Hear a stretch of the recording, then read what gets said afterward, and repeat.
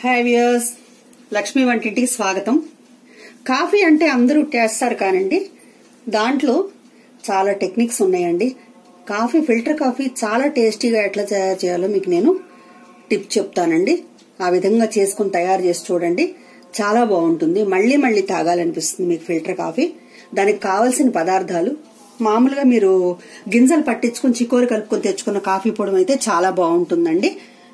అది చికోరి వాసన వస్తూ ఉంటుంది, మీకు కాఫీకి చాలా బాగుంటుంది. ఇదేంటంటే ప్యాకింగ్ ఎప్పుడు అవుతుంది కాబట్టి మనకు ఆ టేస్ట్కి దీనికి డిఫరెన్స్ ఉంటుందండి. నేను ఒక 10 చెంచాల కాఫీ పొడిని తీసుకున్నానండి. ఈ గ్లాస్ వాటర్కి ముందు ఫిల్టర్ వేయటం నేర్పిస్తానండి, తర్వాత నేను కాఫీ కలపటం చెప్తాను. ఆ కాఫీ కలపటానికి మనకి ఫుల్ క్రీమ్ మిల్క్ కావాలండి. మనం కాఫీ తాగాలి అంటే చిక్కటి పాలతోనే తాగాలండి. ఒక్కసారి తాగండి, 2 సార్లు తాగండి, ఆ టేస్టేనండి. ఫుల్ క్రీమ్ తో మనం తాగాలి. ఒక గ్లాస్ వాటర్ కి ఒక 10 చెంచాల పౌడర్ వేసి వాటర్ మనం బాయిల్ చేసి ముందు డికాషన్ వేసుకుందామండి. డికాషన్ వేసే విధానం చెప్తాను, తర్వాత నేను కాఫీ కలిపే విధానం కూడా మీకు నేను చూపిస్తాను. ఇలా కలుపుకొని చూడండి, మీరే చాలా టేస్టీగా ఉందని కామెంట్స్ పెడతారు. ఫస్ట్ మనం స్టవ్ ఆన్ చేస్తున్నాం. ఇది నా చిన్నతనం నుంచి నేను నేర్చుకున్నానండి. మా అత్తయ్య చాలా బాగా చేసేది కాఫీ.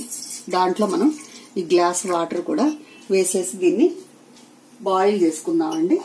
ఈ లోపల మనం ఫిల్టర్ రెడీ చేసుకుని ముందు రోజు వేసుకుంటారండి చాలా మంది, కానీ ముందు రోజు వేసిన దానికి ఆ రోజు వేసిన దానికి చాలా డిఫరెన్స్ ఉంటుందండి. డికాషన్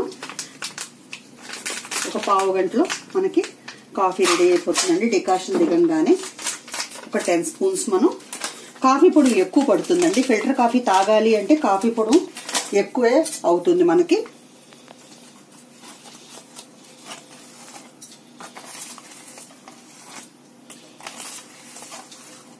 మూడు, 4, 5, 6, 7, 8, 9, 10 స్పూన్స్ చెప్పానండి మీకు నేను. 10 స్పూన్స్ కాఫీ పొడి ఒక గ్లాసు వాటర్కి వేసానండి.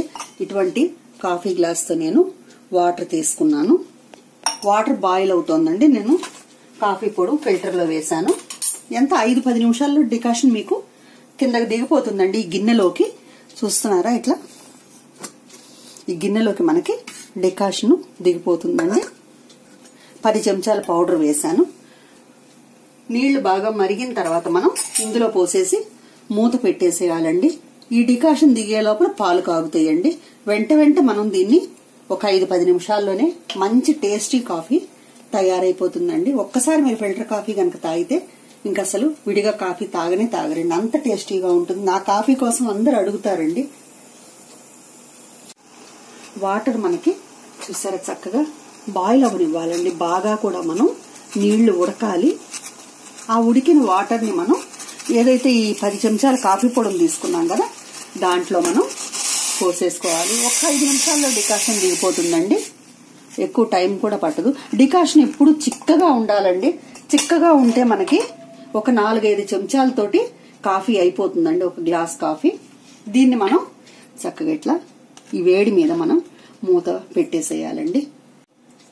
డికాషన్ మనకి దిగుతోందో లేదో ఒక్కసారి మనం టెస్ట్ చేసుకుందామండి.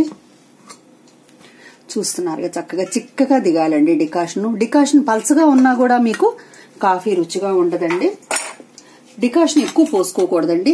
ఒక్క 3-4 చెంచాలు డికాషన్ తోటి మనం కాఫీ చెంచాలేనండి. ఇప్పుడు ఎంత వేసామంటే ఇది మనకి 2 రోజులు వస్తుందండి. ఈ చిక్కదనం మీద పాలే ఎక్కువ పోసుకోవాలండి. ఇప్పుడు మనం పాల ప్యాకెట్ కట్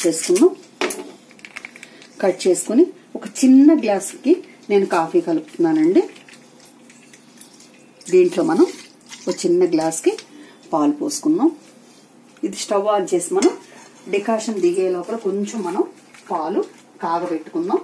పాలు కూడా ఎక్కువ కాగకూడదండి, మళ్ళీ పొంగిపోయేటట్టుగా మనకి ఉడకకూడదు. పాలు సిమ్లోనే కాగాలండి. పాలు కాఫీ టేస్టీగా ఉండాలంటే సన్నటి మంట మీద మనం పాలను కాచుకోవాలి. ఇందులోకి మనకి ఒక స్పూను పంచదార చిన్న టీ స్పూన్ అండి. ఇంకా తక్కువ వేసుకున్నా కూడా టేస్ట్ బాగుంటుంది. ఎక్కువ తాగేవాళ్ళు అలవాటు ప్రకారం వాళ్ళ ఇష్ట ప్రకారం వేసుకోండి. బట్ టేస్టీగా ఉండాలంటే మాత్రం ఒక హాఫ్ స్పూన్ చాలండి ఒక్క గ్లాస్ కి.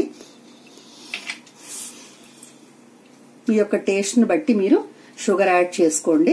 అది ఎలా కలపాలో కూడా టెక్నిక్స్ ఉంటాయండి కాఫీ కలపటానికి, అది నేను మీకు చూపిస్తాను. ఈ లోపల మనం ఈ పంచదార ఉంది కదా, ఒక హాఫ్ స్పూన్ చాలండి. నేను హాఫ్ స్పూనే తీసుకున్నాను, చూస్తున్నారుగా.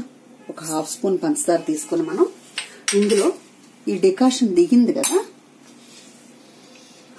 దీన్ని మనం ఒక 2-3 చెంచాల డికాషన్ ఇందులో వేసుకోవాలి. చూస్తున్నారా? మళ్ళీ దీన్ని మనం లిడ్ పెట్టేసుకుని ఉంచుకోవాలి, మూత.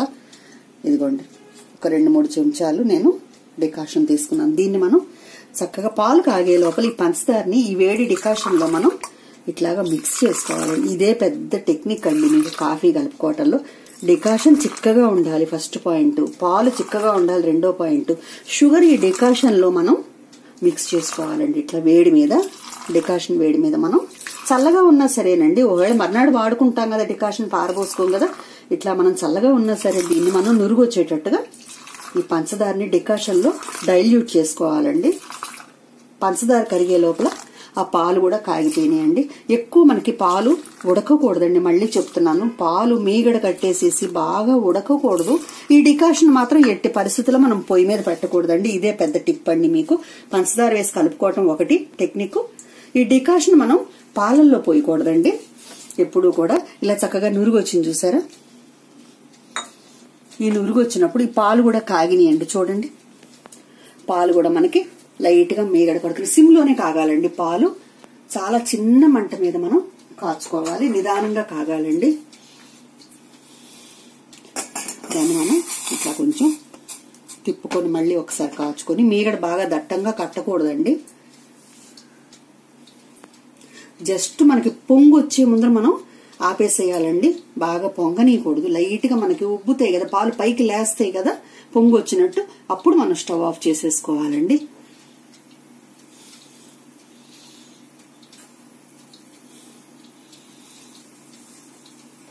ఇప్పుడు స్టవ్ ఆఫ్ చేసేసి మనం ఈ డికాషన్ లో ఈ పాలు పోసేసుకుందాం. దీన్ని మనం చక్కగా మళ్ళీ పంచదార ఉంది కదా అడుగున, ఒక్కసారి దీన్ని మళ్ళీ మనం కలుపుకుందాం. ఇట్లా కలుపుకొని మనం ఒక గ్లాసులోకి కొద్దిగా పాలు మిగిలిపోయినాయండి, కలిపేసేద్దాం. దీన్ని మనం చక్కగా మనం తాగే కప్పులోకి తీసేసుకుందాం.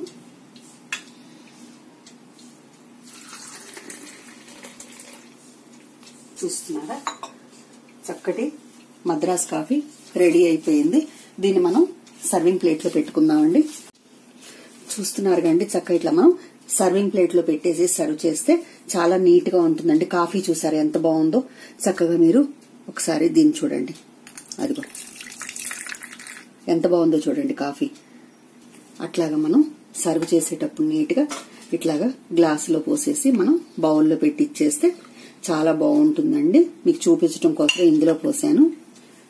వేడి వేడి ఫిల్టర్ కాఫీ రెడీ అయిందండి. మీకు గనక నచ్చినట్లయితే లైక్ చేయండి, షేర్ చేయండి, సబ్స్క్రైబ్ చేయండి. Thank you.